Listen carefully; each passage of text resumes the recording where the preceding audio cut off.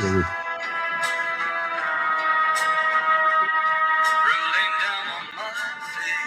This is our wait for Eric music. I wait. You to stop the music. Huh?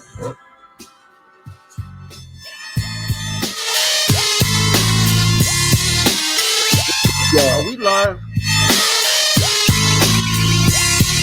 The Sports Chamber, locked and loaded.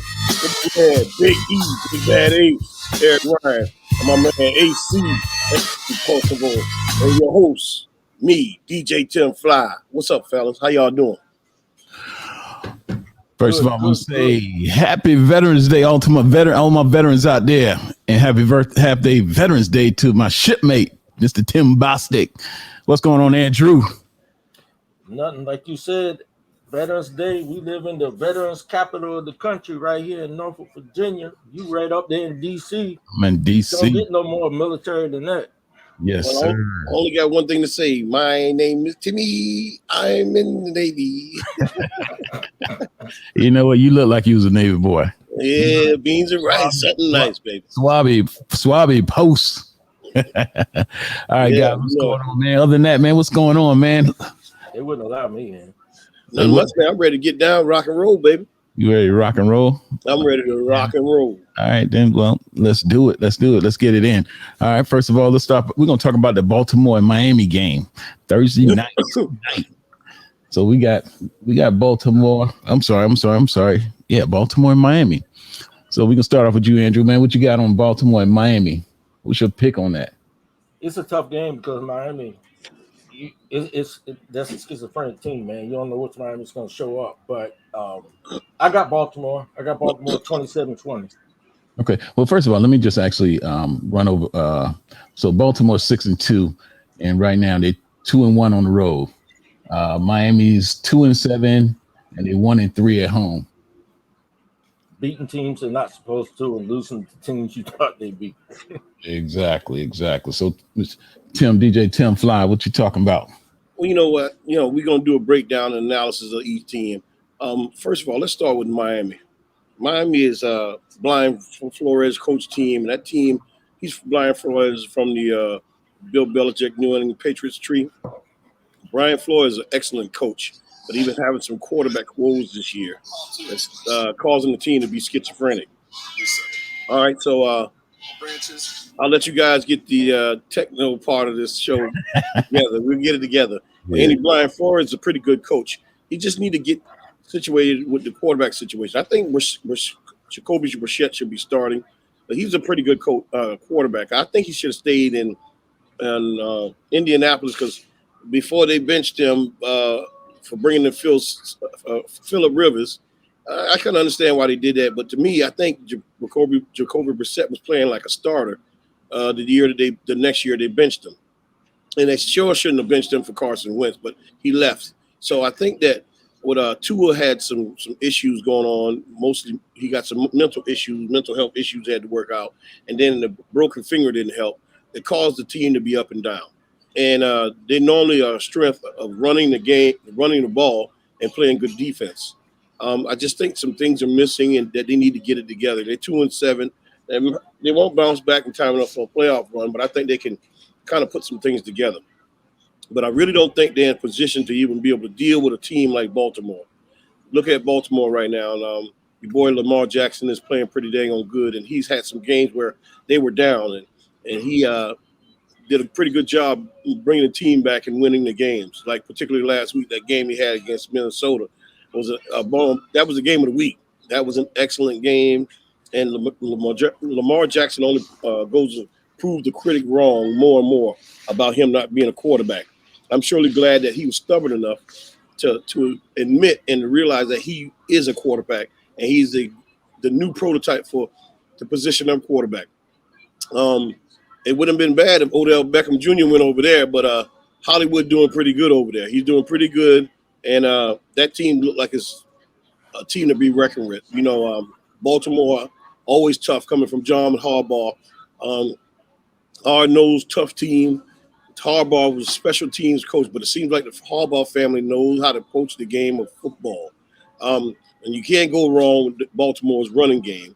And now, Lamar Jackson, he's passing. They don't know what to do with him. Teams are catching hell trying to scheme him. They don't know whether he's coming or going.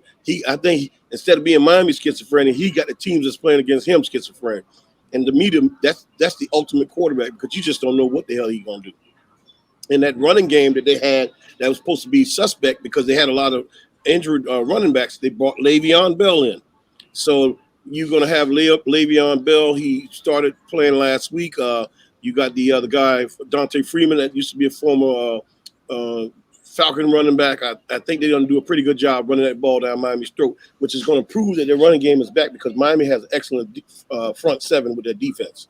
So I think this is going to be a better game than we think, but I think ultimately the strength of Baltimore is going to wear Miami down. They're going to beat the hell out of them because their offense don't know how to produce much, and they're going to cause Miami's defense to wear down. Way to go, Mr. Stephen A. Smith. Stephen A. ain't got none on me. You need to invite me on the first take. I'll show him. Mr. Drew, man. Come on, I need you to chime in on that, man. I know. Just run down these games, man. Okay. You know, I mean, this is Thursday night game, so. Well, yeah, we need to talk more about that. You know, Andrew, don't run away from me. I'm no. Baby. Let's go. I'm good. Come on, Kango kid. Let's do something. Let's roll. What do you think about the game this week? Who, me? Yeah. I already said, look, I agree with what you're saying, but Miami, it's a schizophrenic team. They play bad teams good, and they lose to the teams that they shouldn't. So I got Baltimore winning this game 27-20. I think it's going to be closer than what you think it is. Okay. Well, good. I don't want you to play it safe tonight. I don't want you to agree with me. So make sure this is the last comment you agree with me on, okay? No more getting off. I'm ready to drop the hammer tonight. I'm ready to drop the hammer. We both know it's coming. I'm ready to drop the hammer tonight, baby. So we got to if we get a chance to agree with each other, we got to run with that. Right. So I want you to turn your Kango hat around, show the Kango emblem, put on your Lee jeans, and put on your Pumas with the fat laces because we get ready to throw down tonight with the big belt buckle, baby. Let's go. Yes, sir. Let's roll. All right, we can run down the Week 10 schedule in our picks. So we already went over Baltimore, Miami. You've got Atlanta at Dallas. Atlanta is 4-4. Dallas 6-2. Okay, well, this game right here. Oh boy. Even though Dallas got shellacked last week, they were totally and utterly embarrassed. I can't help it, y'all. I think this game right here, they're going to be in Dallas again. Because I can't really trust Atlanta. They kind of up and down, schizophrenic.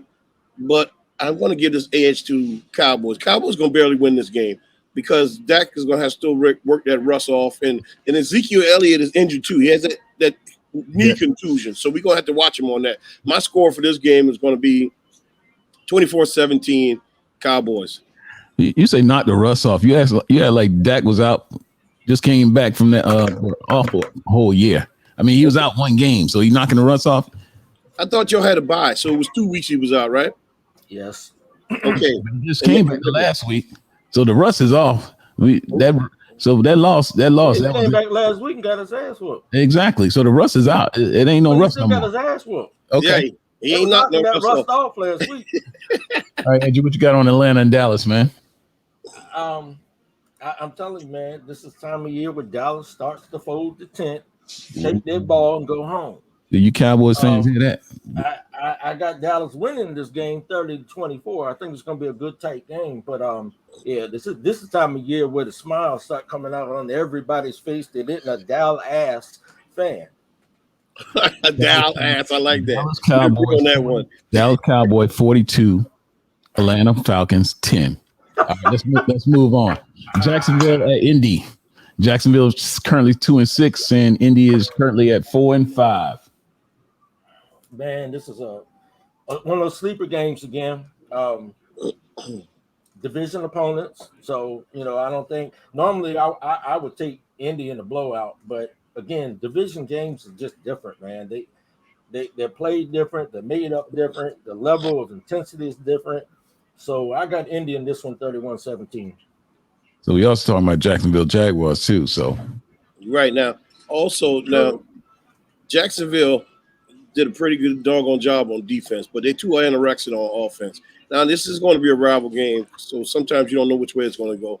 But I don't think Jacksonville, with this dysfunction in their organization, can stand success 2 weeks in a row. I'm going to give the edge to Indy. Indy's going to win this game. I believe the score is going to be like 17-13. I'm agreeing with that one. All right, we got Cleveland at New England. Cleveland sitting at 5-4. Actually, New England sitting at 5-4. So actually, I'm gonna give you my pick first. So I'm going with New England. New England on this one. New England is at home, so I believe they're gonna get that win. Tim, it's your turn, Andrew. I went first the last time. Hey, don't be shy, guys.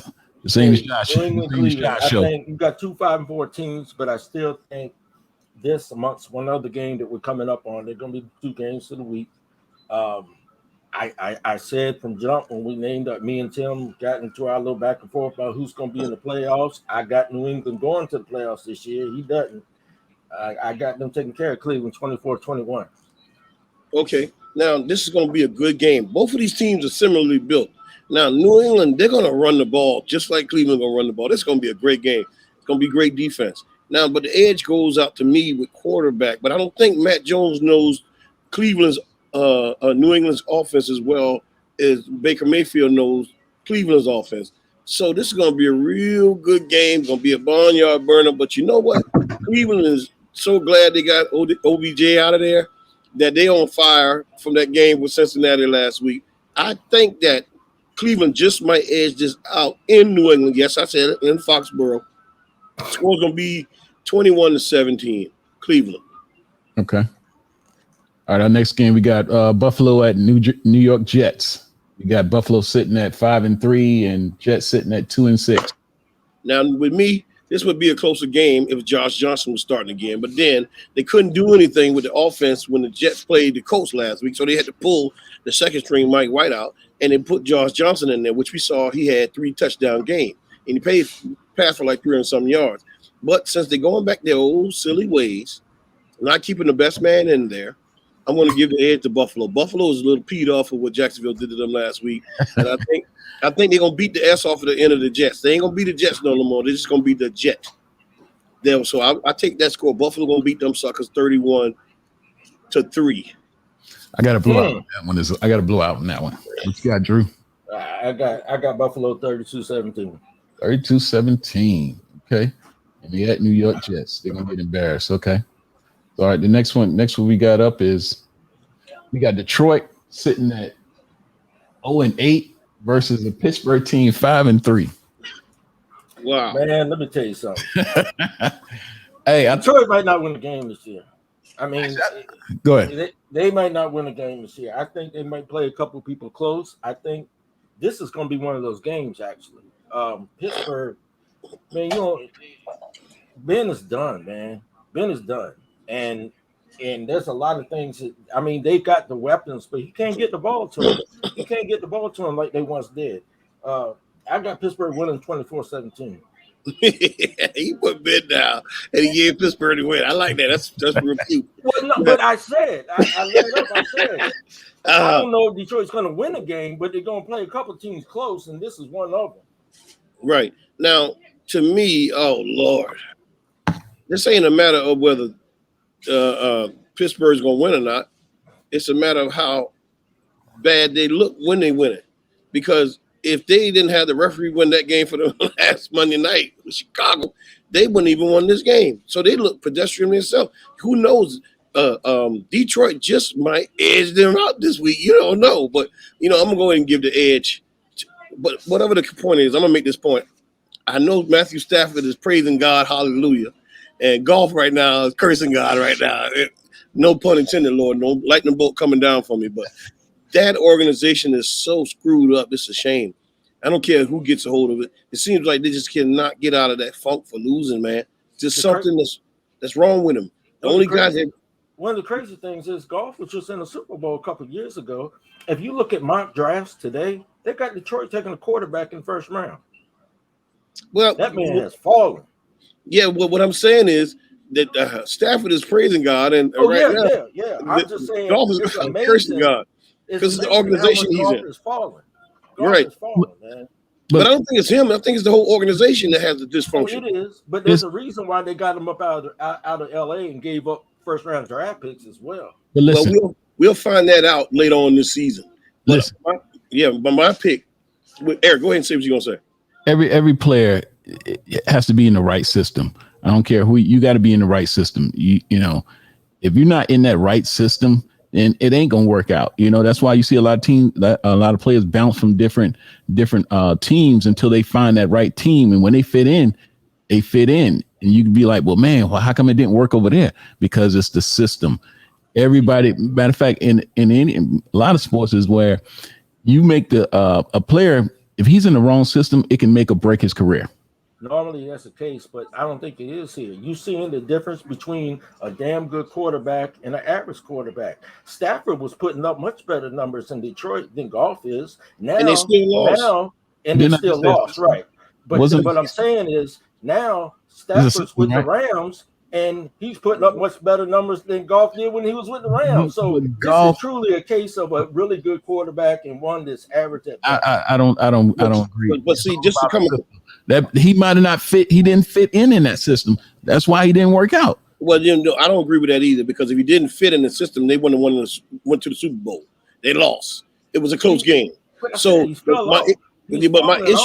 my issue is, Eric, I partially believe it's not necessarily the system they go in, it's the coach of the team they go to, because great coaches have to be able to make great adjustments. A coach is a part of the system. So when I say system, that's overall the GM all the way down to the president, GM, head coach, trainers, water boys, the whole system. It's a system. Normally when they talk about system, Eric, they're talking about the scheme of the particular offense or defense. So just like they talk about Josh Norman when he played for Carolina, he was in a cover 2 type defense, and they're saying he's a zone cornerback versus a man-to-man cornerback. So that's why they say he got exposed in Washington. But what I'm saying to you is that great coaches make adjustments, just like Joe Gibbs. And I'm saying this about Washington, about the Redskins, the old Redskins, because it was true. If the Redskins were playing a bad way at the beginning of the half, George Gibbs will make some adjustments and they would fix it. Nowadays, it seems like these coaches wait till the game is over, review the tape on Monday, and make the adjustment the next week, which makes no sense to me. So I'm going to give Pittsburgh the edge on this one. I think Pittsburgh will win this game 24-10. Okay. Any rebuttals on Andrew?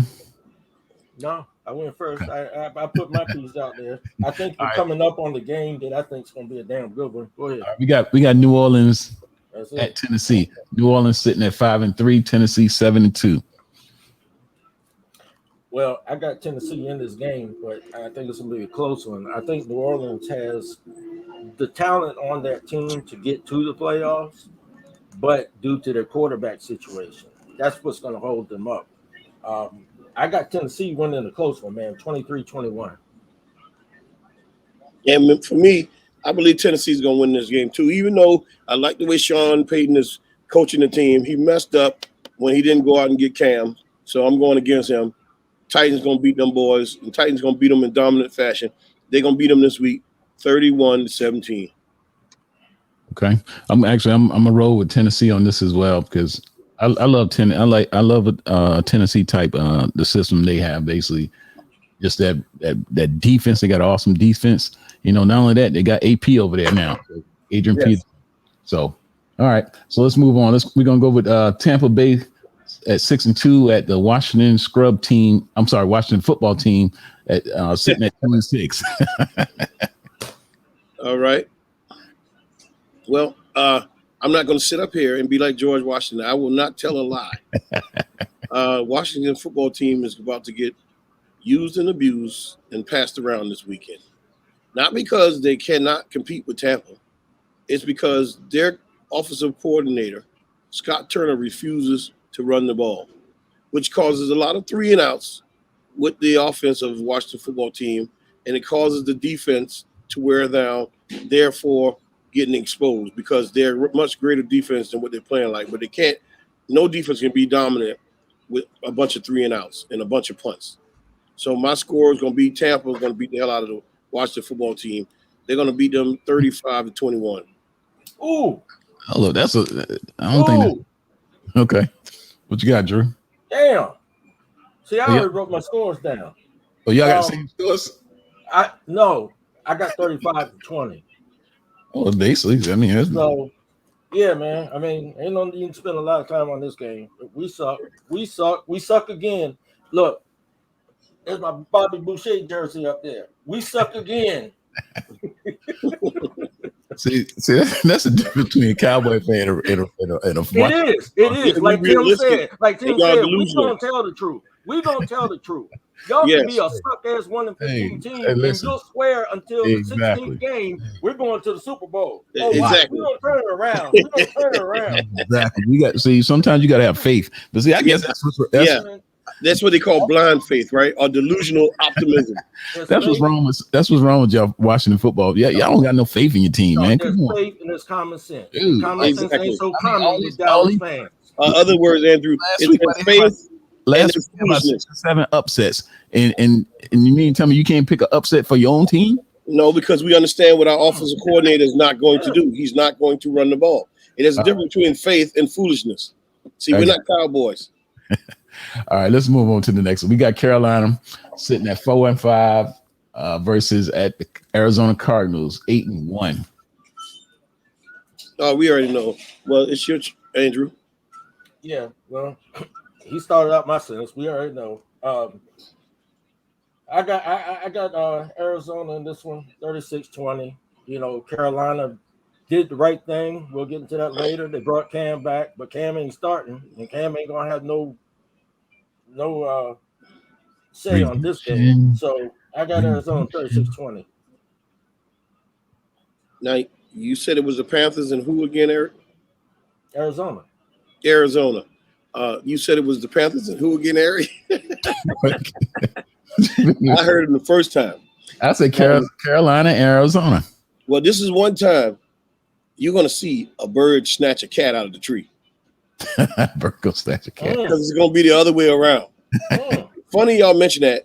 Just talking about something. I saw a cat snatch a squirrel a couple days ago. It really freaked me out. But in this case, the bird going to snatch the cat this time. Because I'm telling you, Cardinals going to beat the hell out of the Panthers. But I hope Cam don't play this week because unless he knows that offense, which he doesn't know the offense yet because it's a new coach, he shouldn't get in there and get exposed. He need to at least be under a system for a week before he gets acclimated to it. So I'm going to call this game like 42-14. Damn. 14. For Cardinals the gonna beat Panthers, right? No, for the Cardinals. Oh, the Cardinals. Cardinals ranked number 1, baby. They kicking people's teeth in. They hard nosed and they tough. Now that game would be close if Cam Newton was playing, but they shouldn't let him play this week. It's too early. He ain't playing. Yeah, I doubt that. All right, guys, what you get? We got Minnesota at Los Angeles Clippers.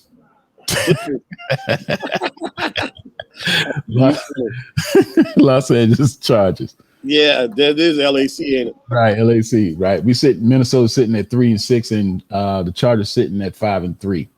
Well, this is going to be a very good game, much better than what we think it is. Minnesota's coming to the Chargers, right? Both of these teams are good teams. And San Diego's trying to develop a new run game with Austin Eckler. Hey, man, stop that shit. Yeah, the hell with that cowboy shirt. I think Chargers going to pull this one out. It's going to be a good game. Chargers going to pull this game out. But, you know, Kirk Cousins, if this game is close, he's going to find a reason to lose it at the end in the fourth quarter. Being a former Kirk Cousins viewer, watching him on every weekly Sunday Washington football team program, he's going to lose this game. He's going to find a way to lose it. The score, the Chargers going to be 27, and the Vikings going to be 21. Okay. Damn.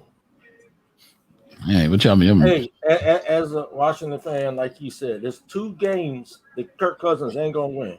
He ain't gonna win a game coming from behind, and he ain't gonna win a game on prime time. That's just facts. That's facts. That's facts. My came because I've got Chargers 28, Vikings 21. Okay. Andrew, you getting better every day. You listening to me more and more, ain't you? All right. Get that hat on. He biting like in the 80s. No, I'm just me, motherfucker. I'm just me.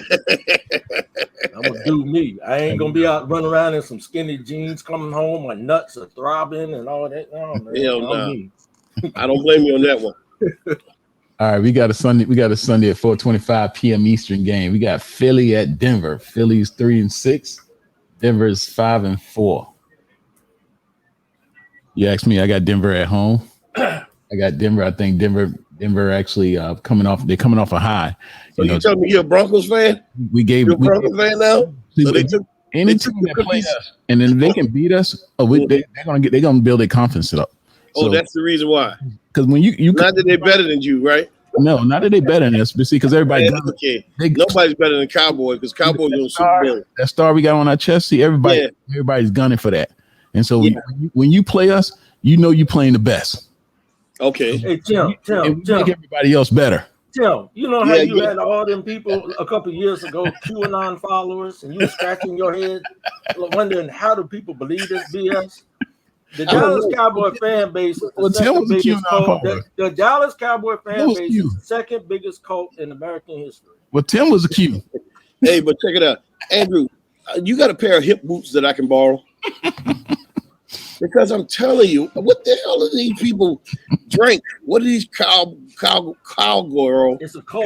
fans drink? It's a cult. Kool-Aid. Kool-Aid, that's what they drink. Lace Kool-Aid. Yeah. I mean, who woke up and told y'all was relevant? Hey, when you are the best, hey, we bring the best out of everybody else because we the best. See, you got to be the best to do that. Wait till you guys don't even you don't know that. So you don't know that. So you don't know what it feels like to be in my shoes. See, walk. Well, we damn sure don't. Walk a minute in my shoes, in the Cowboy shoes. See, when you're the best, everybody guns for you. See, but you guys, you never been there. Well, you were there about 20, 30 years ago. But see, where were you 20, 30 years ago? We're still relevant. In your own mind? Still relevant. Yeah. Let's get it. Wait till you get to the quarterback rankings. Oh, I can't wait for this. You funny. You real funny. That's right. My dad used to say, just throw it out there so we can keep moving on. I got Denver winning 21-20. You got Denver 21-20. Okay, so Denver, this is going to be a much better game than it was last week. I can assure you, because both of these teams got pretty good defenses, and Philly's trying to run the ball a little bit more now. But I think that Denver's going to beat them out. The score for me between Denver and Philly, I think the score is going to be 31-24. Okay. Denver at Mile High. Yes, the altitude is gonna get you, baby. You already chimed in on that, Andrew? Yeah, okay. I got Denver 21-20. Okay, got you. All right. So our next one we got Seattle sitting at 3-5. They're going down to the frozen tundra, Lambeau Field, Green Bay, was sitting at 7-2. And now I think that game going to determine if your boy's back. Actually, I think he's going to be back. He only got fined $14,000. Well, I think Russ was coming back as well. Well, Russ still got some rust on him, so he ain't gonna be in the football shape he needs to be. Now he's practicing and everything, but rest assured, he's going down to Green Bay. No, they're gonna be so happy that Aaron is back. Him and Lazard just got fined $14,000 each for being at a Halloween masquerade party with no mask on. Wow, no pun intended. Isn't that cute? At least at a Halloween masquerade party, you should at least have your mask on. They should have fined them $28,000 a piece. Wow. And Green Bay only got fined $300,000 a drop in the bucket. Wow, that's so funny. It's an instant joke to me, but I believe Green Bay going to pull this one out with Aaron Rodgers back up under the helm. Of course, the team's going to play a lot better with Russell Wilson back in there, y'all. I believe the score is going to be this is going to be a good game. I believe the score is going to be 24-13, Green Bay. Yeah, Russ has got to knock off the rust Yes. before I can pick Seattle over a Green Bay. Rodgers will be back. I think going your first game back against Green Bay, that's one thing. But against Green Bay at Green Bay, I mean the Thunder ain't frozen yet, but the Hawk is out. I Yes. got Green Bay 28-24. Green Bay 28-24. Okay. All right. So our next game, man, we got Kansas City, man. They going to Las Vegas Raiders. So Kansas City right now, man, they sitting at 5-4. Las Angeles, Las Vegas. I'll say I keep saying Los Angeles. I'm gonna say Los Angeles, Las Vegas. Vegas. All right, Eric, if you can adjust the screen for me, please. Adjust the screen, sir. I got you. Las Vegas playing who? Las Vegas Raiders. They're playing at home versus the Kansas City Chiefs, which is sitting at 5-4, and the Raiders at 5-3. What say you, Drew? I said it a couple of weeks ago. I thought the wheels were going to start to fall off for Las Vegas. I really think they're going to start falling off now. Kansas City, I mean, they got the worst record, but they have the better team, if that makes sense. And I got them winning this game 31-23. I think the Raiders are going to start taking a real hard nosedive for the rest of the season. I mean, all the stuff that's happened, that's hard to overcome. Okay. Really, I think Raiders' problem is Derek Carr. Derek Carr is an average to slightly above average quarterback. I wouldn't even give him slightly above, but he makes some very questionable decisions at the wrong time. And when the Raiders start to win, they find a reason to lose. That's not what good teams do. They find a way to lose the dang on game when they win it. I think if Raiders stay consistent and give Josh Jacobs the ball and play off the play action pass, they could actually win some games convincingly. But I'm going to go with Kansas City in this one because Kansas City is starting to find themselves a running game. Darrell Williams is back running the ball when he was one of the key guys that helped them win the Super Bowl a couple of years ago. That run game is starting to click, which is giving the defense a chance to rest, which makes them appear to be a little bit better when they're playing on defense. So I'm going to go with Kansas City in this one. This is going to be a close one, though, because Kansas City's offense is a little pedestrian right now, too. They're struggling and they're sputtering. I believe they need to fix that offensive line. So my score is going to be, I believe, Kansas City 28 and the Raiders 24. Okay. So I got Las Vegas Raiders. They're at home. I think they're going to pull this out. Matter of fact, you got to think about KC is basically considered, even though Tampa Bay won the Super Bowl, but everybody still is gunning for KC and Mahomes. So I think the Raiders are going to take them 27-21 over KC because I think they figured out Patrick Mahomes. They're gonna everybody know the scheme now, the defensive scheme, what to run for him, and he still hasn't shown that he can handle that yet. For some reason, either he's losing confidence this year or everybody got his number. Mahomes, you can't blame Patty homeboy. No. Do you see how deplorable that offensive line is? How you see how it malfunctioned during the Super Bowl? Both of their tackles were out, and they didn't fix those problems on the offseason. So how you going to blame it on Mahomes being pedestrian at best? Mahomes is a damn good quarterback, but he's not good if he doesn't have time to throw the ball. Well, when he's throwing interceptions. Well, no, look, he's not throwing that many interceptions. He doesn't look like Derek Carr. Come on now. He doesn't look like Daniel Jones. He doesn't look like Dak Prescott last weekend. All right, man. We got the Monday night game. We got the Los Angeles Rams at the San Francisco 49ers. And so Rams actually sitting at 7-2, and the San Francisco is at 3-6. And when I say the rich is getting richer, oh man, my man Sean McVay making moves again. Yo, my hat is off to him. Okay. To him. So what you guys got on that one? True. You got to take your hat off to him. I mean, you just brought in a Pro Bowl linebacker, Von Miller. You're bringing in a Pro Bowl receiver, and Odell Beckham. I thought you said he was at the end of his career. He was falling off. No.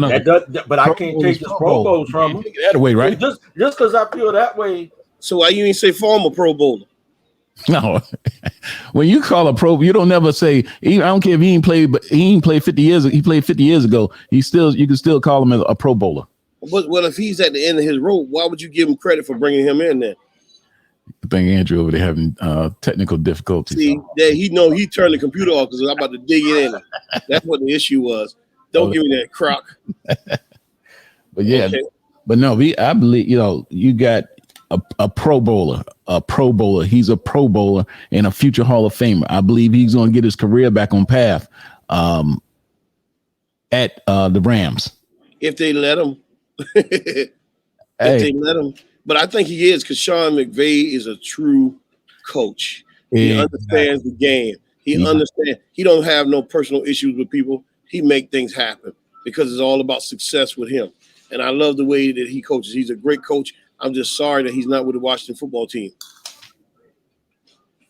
And see, the computer even figured it out. Andrew was talking a bunch of crap. Andrew, we love you though, baby.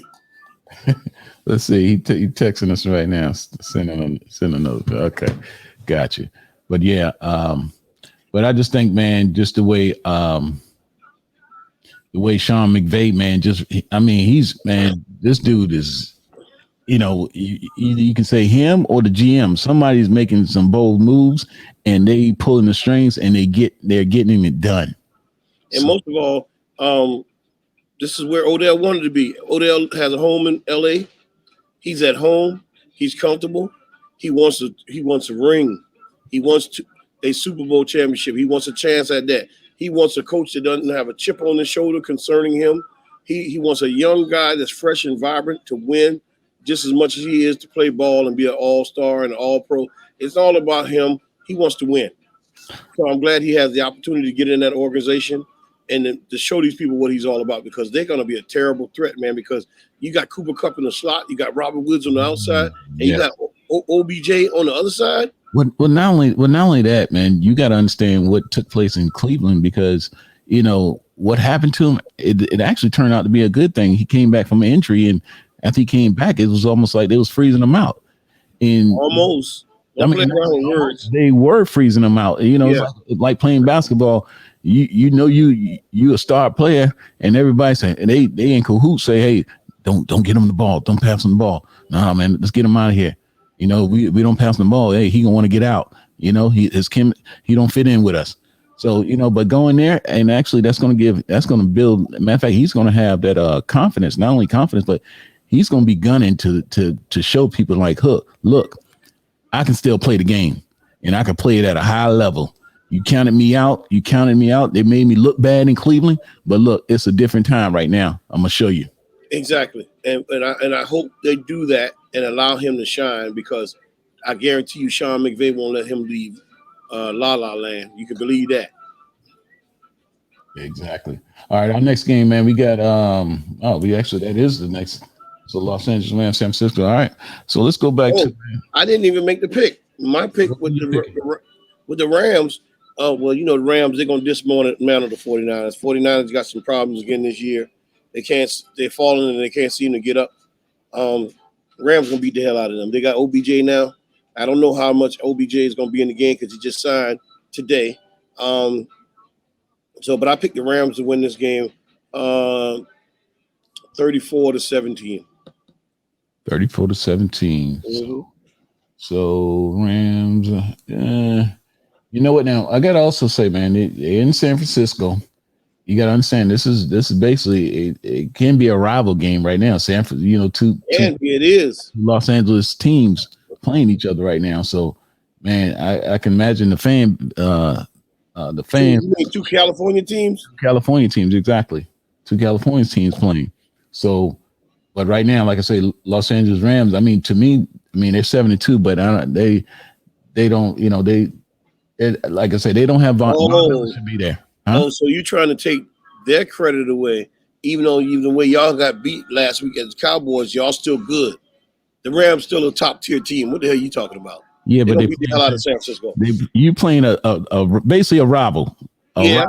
So when two rivals play, you throw the records out of the window. In some cases, yes, you do. No, in some But not cases, with this one. majority cases, any conference game, any rival games, the record is out the window. You looking at the record, just like we might play y'all, Redskin and Cowboys. You guys, we battle each other. That's just how it is because we're in conference. We're rivals. Got to throw the record out the window. You mean in the division, sir? We know you're in the conference. Division, you know what I mean? We're rivals. We're rivals. I don't know what you mean unless you tell me, sir. You know what a rival means? Yeah, I understand what a rival is. I'm asking you. Yeah, but you need to make sure you understand. You heard that part. Hey, you got the L. See, they're just like a Washington football team. They deflect. They'll deflect. Look, I got us back on this one, man. You forever saying conference, meaning division. You got the AFC, the American Football Conference. Exactly. NFC, the National Football League Conference. And then you got divisions, Eric. You got divisions. But aren't we under there? No, but don't cop out. No, actually, no. Are we say rivals, division rivals? But aren't we rivals?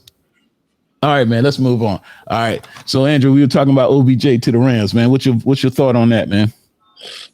I think it's a good move. I mean, it's the rich getting richer. They already got Woods and Cup, and then you throw in OBJ in the mix. You know, it just depends on which one's going to show up. Because, like I said, as I said before, whatever happened. He's a Pro Bowl receiver, but he ain't been to the Pro Bowl in 4 or 5 years. See, he squatted on him again. You see that? Yeah. He lifted him up. He built him up and to tear him down. You heard that? No, I'm clarifying. I'm clarifying. And I think he can be a damn good weapon, but I tell you what he's not going to do. He's not going to go to the Rams and outcatch Cup or Woods. Boy, brilliant deduction.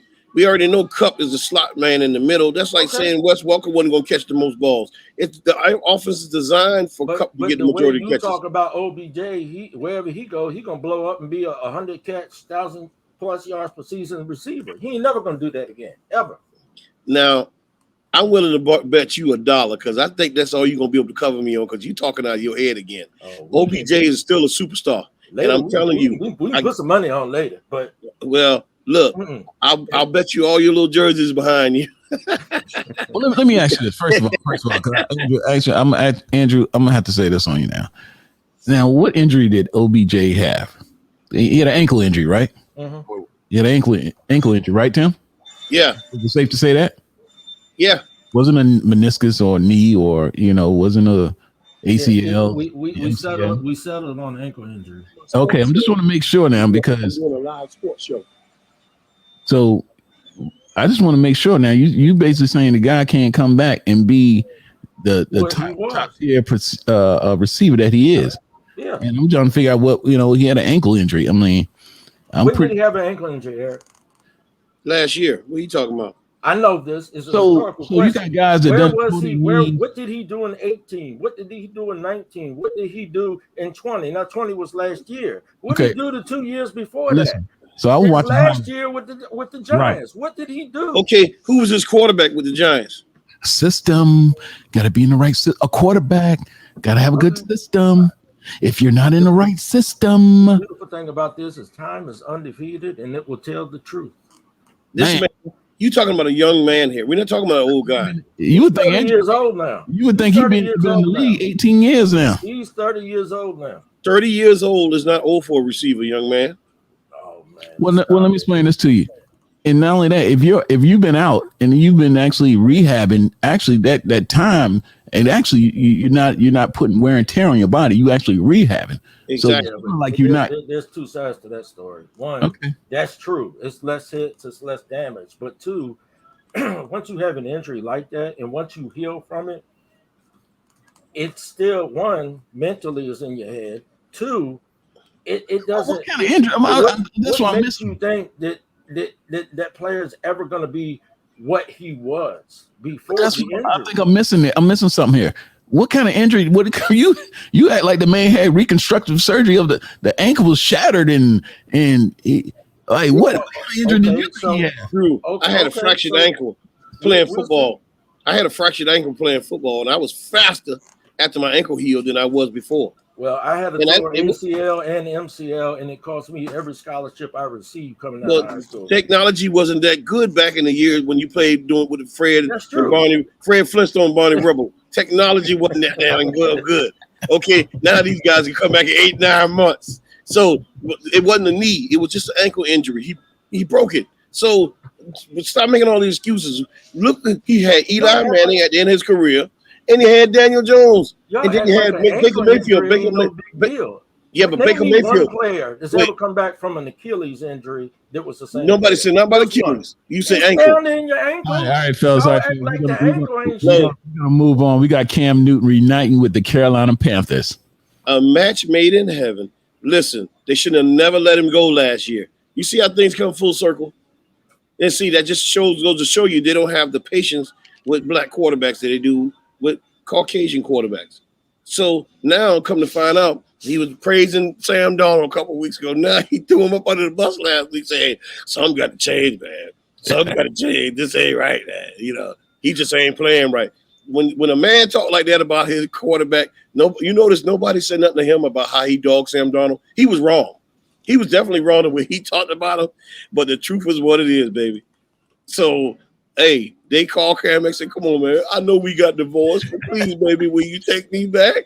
Hey, well, not only that, man, they gave him a nice little salary. 10 mil, baby. Another man trash, another man treasure. Oh, Belichick, I'm so glad you let my baby go because I loved him in the first place. Belichick gave him a bare minimum $1 million. Like, wow. Yeah, because I'm telling you how he is. So I'm glad OBJ didn't go there because that's how would I say? Belichick, when it comes to diva receivers, that's a retirement graveyard. Because look how he did Randy Moss when Randy Moss was there. And when they asked Randy Moss about renewing his contract, he made a simple comment and how he shut him down. And then he wound up going to Tennessee and his career never resurrected. Look how he did Ocho Cinco. Look how he did Antonio Brown.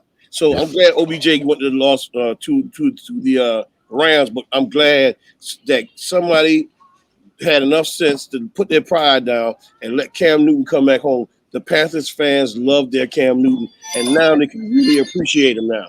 And watch how Cam plays now. He's back home. What you got, Drew? Yeah, I agree. I mean, Donald's gone from bad to worse this year. You know, a lot of people were hoping that it was the Jets, and as you say, their system. But this is what I'm saying. Some quarterbacks just suck. And he got nothing to do with the system. And this is a perfect example. He sucked in New York. He came to Carolina. He sucks all over again. Just like my skin sucked all over again, Donald sucks all over again.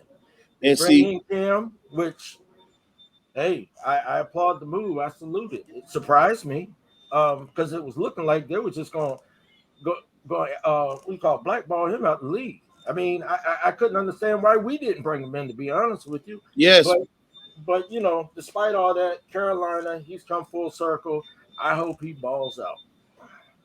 And see, that's just my thing. I'm glad we look at a coach here who does not care about the sensitivity of what happened to him in the past. He never had a relationship with Cam. So he basically dropped his pride down and said, come on back home, young man. Come on back home where you know people will love and adore you. Come on back home where we can appreciate you. And gave him $10 million. It wasn't no game plan. It wasn't no thing where he get $1 or $2 million from Belichick where they devalue you. They really putting the superstar back on the map that deserves to be there. Now watch Cam turn his life around. Yeah, I think on that, I think he's, you know, he got something to prove, and he basically going to prove that, hey, he's still a top tier quarterback. You know, and all he needs is a shot. You know, I think going to New England humbled him, humbled him, and I think he's going to really show, like, look, man, I'm still that dude. I can still do it. You guys counted me out. You said this about me, and you know he got something to prove, and he's going to prove it. I guarantee you that.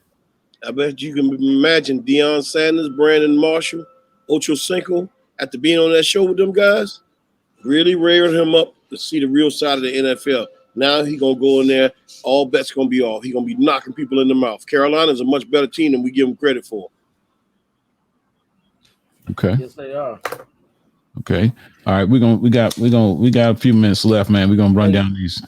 Go ahead. Before we do that, he just mentioned a name that I want to have a little talk about, see what you guys feel. Okay. Deion Sanders. Yes, He's interviewing for the TCU job. I personally am very disappointed, extremely disappointed, because I understand how the coaching ladder works. If anybody does, I do, and I'm sure both of you, either have an idea or know yourself. What bothers me so much about this is when he took the job at Jackson State, it wasn't about Deion Sanders. It was about him bringing attention to HBCUs. It was about him attaching his name and hoping to recruit and get more quality players and players that go to the big colleges to come to HBCUs. Now, the first opportunity he gets to bolt and go up to those universities that he was trying to get players to come from, he goes. He's interviewing for TCU. I don't like it at all. What you got, Tim? well, you know what? I'm kind of like on the line with you, but on the other hand, he has done a lot. This one year he's been here so far, HBCUs have been being given donations. Jeff Bezos' wife, a couple other people gave money for the HBCUs. I don't know. I think Deion might just be going through the interview process just to say that he was grateful to go through the interview process, so he wouldn't negate his chances of possibly trying to go to a big Division I college team in the future. Because if he turned down interviews right now, he probably would ruin his chance of other teams trying to come after him. Because really, the first team that wanted to get him was Florida State. So I think it just might be up in the air. I got a problem with it though. I just do, because he doesn't need the money. He claimed he didn't get in the coaching. Like I said, he didn't get in the coaching for himself. Meaning, most people that get in the coaches, coaches get into the game, they're gonna climb the ladder. They're gonna take their career to the next step and the next step. Their career. This isn't what he said it was about. He said, again, it was about the HBCUs and taking that talent that goes to those schools and bringing them to the HBCUs. All right, so let me chime in on this. So you guys, I say you guys don't see the bigger picture, but that's okay. That's okay. You don't see, I understand. So, my thing is, I see it's actually a great thing. First of all, I like, matter of fact, what Tim said, I'm agree with Tim on that. You take the interviews. You don't turn down the interviews. You take the interviews, even if he's going to stay, you take the interviews just to feel it out, but you got to understand, Deion's purpose here is greater than we ever know. You got to understand, he came to the HBCU, even what he's done, what he's did in these last couple of years that he's been at the HBCU, he's did way more than anybody ever did as a player. And you got to see a big picture. Even if he leaves, it's still a big picture. Deion doesn't look for just us right now. Deion looks down the future to help to give back. You got to understand who Deion Sanders is. I've been following Deion for years, and Deion has the love of God in his heart.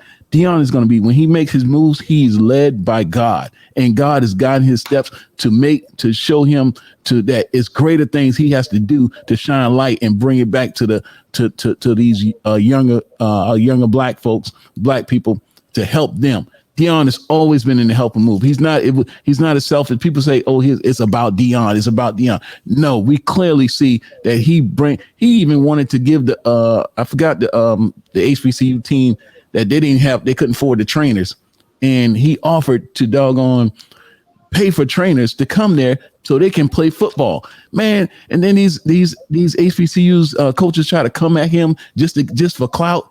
He shut them down, and he shut them down with his elegance and just showing that it's not about Deion. Deion could have clapped back plenty of times at him, but it's not about that. It's about uplifting the HBCU, and if he moves on, it only for a bigger purpose. Well, let me give you something a little bigger than that. I want y'all to remember what the initials TCU stand for. Texas Christian University. Deion Sanders, number one, he lives in Texas. Number two, he's a Christian. And number three, he might be bringing his boys over to Texas Christian University with him. And he might be able to recruit some of those other players from Texas Christian University. And that money they make from Texas Christian University can be turned around and donated back to the HBCUs. So I believe There's a method in his madness, Yes. and there's a bigger purpose that we don't know about. Thank Because you. Deion Sanders is a strategist. He's a major strategist between him and God. And I believe sometimes going the way that God wants you, you're going to look foolish among men, but God will take the foolish things to confound the wise in your life if you just trust him. But at the end of the day, Eric, your words, he did more for HBCUs than anybody ever did. But he didn't do what he said he was going to do. And what is that? That's my issue. What is that? To stay at the HBCU level and build those programs up, build that whole system up so we can compete against the Alabamas, even the GCUs, the Clemsons. That's how do you do that, Andrew? You do that with money. You do that with money. Right. You can't compete with them because you can't afford the scholarships to bring the players in. Bro, so he has to get the money. To that level that he claimed he was trying to fight against, and now he's going to go be a part of it. HBCUs get swept under the rug, man. Who's dying to go play in the HBCU now with Deion gone? A lot of people are going to play in the HBCU because they're going to have the money to give them scholarships. That's where the competition level lies. And if he can get to Texas Christian University, he can get way more money in, drawing way more publicity, drawing way more boosters that's going to help funnel that money to the HBCUs. And this is just not the beginning. This is not the end. This is just the beginning because it's going to cause people like Marshall Faulk to come through. It's going to, Eddie George came after him. There's other players that's retiring from the NFL that are going to do the same thing. Deion just started a doggone revival, a revolution. Right. So, Andrew, so check this out. You got to understand. Sometimes, Moses was supposed to lead the children of Egypt into the promised land. But he took them as far as he could go, that was his purpose, to take him to as far as he could go, and then someone else pick up the torch and take him in. So that's probably what's going on. If he leaves, then that's what it is. He already set a precedence of doing what he did. No other person came in and did what he's doing, But if he has to, listen. If he has a purpose, then his purpose might just to build it up, get attention, and then move on. You can't always stay. You know what I mean? You got to continue to grow. That's like I said, that's probably his purpose is probably to move on, build it up, move on. Andrew, I'm sorry you heard about it. We can do it after the show. Basically, y'all saying, okay, he broke his word. Big deal. Who cares? I'm not saying that. We don't know what he's going to do. We just tell him to be graceful and take the interview. Right. And guess what, Andrew? He hasn't left yet, though. Now, I mean, if you can with your attitude about him, he hasn't left yet. So when he leaves, I think you should be upset then. Okay, right? We'll see how it plays out. But also, I don't think taking the interview was necessary to begin with. Well, no, I think he should. You know why? Because people need to know. Sometimes when you married, Andrew, your wife need to know that other women want you, so she can appreciate you more. Ooh. And it goes both ways. If Deion knew another woman wanted me, I get a hand to the face, and she be collecting the addresses. Trust me. Well, that red hat, you missed the whole point on. Take that hat off and put your thinking cap on. Listen what I'm telling you. How that would have gone. Sometimes it's good to interview somebody else because then that team will value you more. Jackson State will value you more, knowing you stayed when you could have left for somebody bigger and better. Well, I'm gonna partially agree with you that because first of all, they already value him, and they ain't like they don't have you gotta understand they're already a small school. They can't pay him but so much. But I'm gonna tell you the real reason here. First of all, if he took that interview, it's about being deep. So you gotta understand. He wanted to be respected. He wanted to be respected as a coach. Yes. All these the media calling him Deion, and he said, "No, call me Coach." Coach Sanders. Right. Don't call me Deion. You're not respecting me. So by him taking that interview, that means a college team, one of those power teams are calling him and they're giving him respect. They're showing him respect. And that's what it's about. He want to be respected, and he want to get other interviews. So that way they'll know that when they give you an interview, they're respecting you as they're saying, okay, he is a coach and we respect him. And one great thing about it, and one thing about Deion, Dion always goes to the highest bidder. So the more he can have, more interviews he can have, when it's time for him to leave, he gonna get top billing. That's true.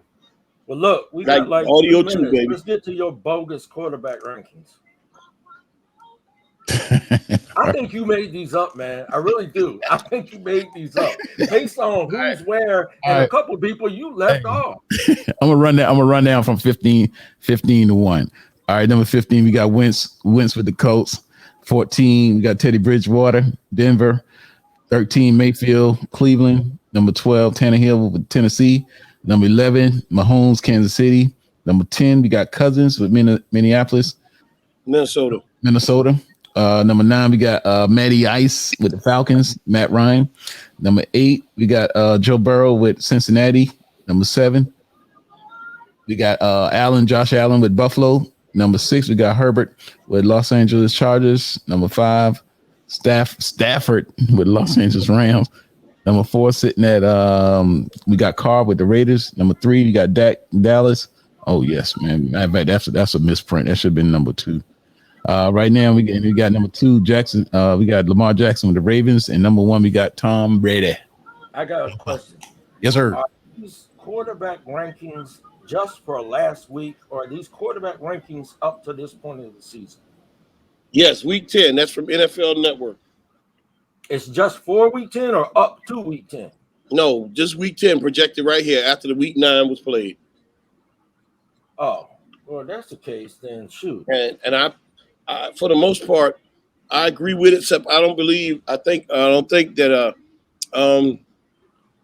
you said something about. I think Mahomes should still probably be in the top 10, even though his offense isn't clicking as much.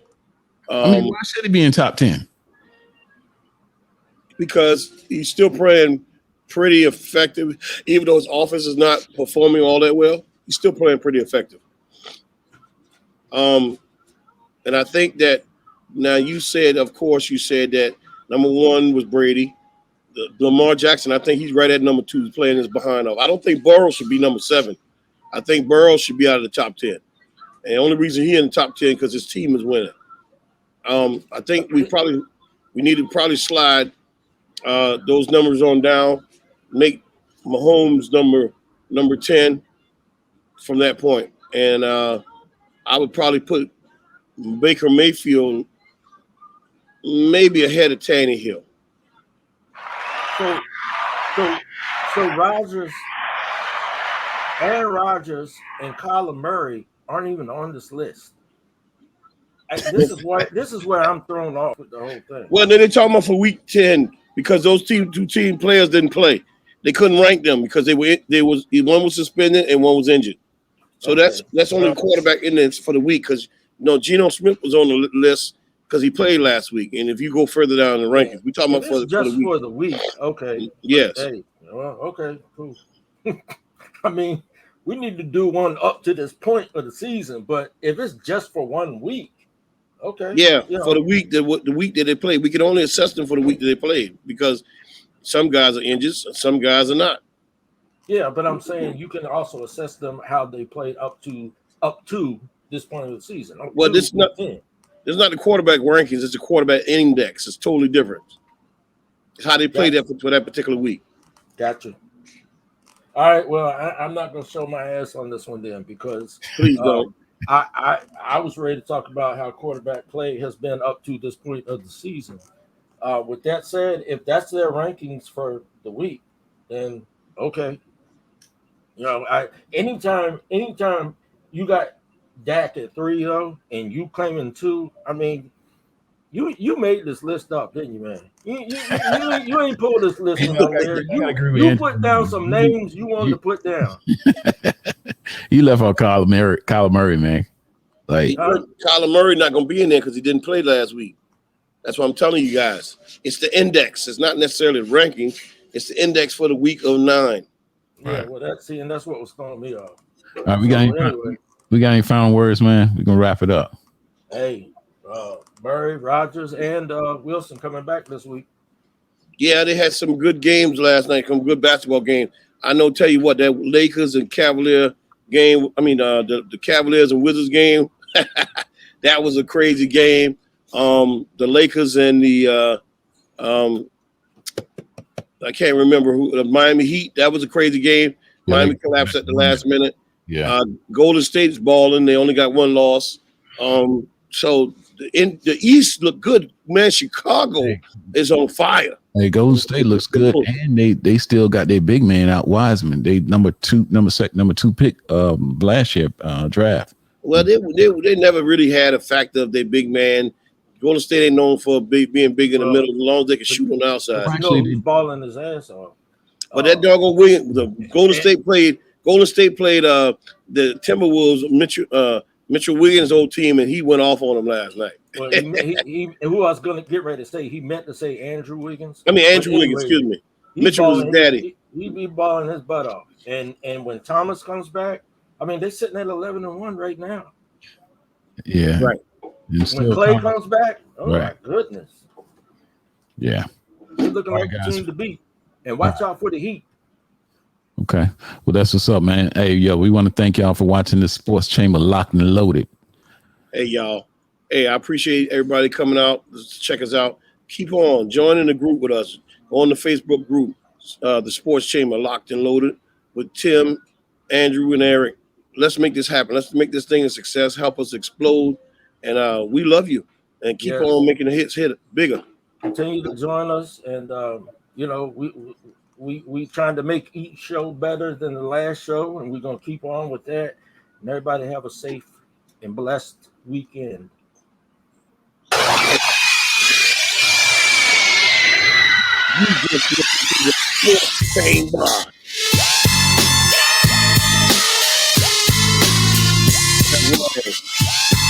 AC Cleveland fan, Andrew Kosovo, and host DJ Kim Fly. And you tune in every Tuesday and Thursday at 7 p.m. It's locked and loaded until time. Peace. Peace. Peace.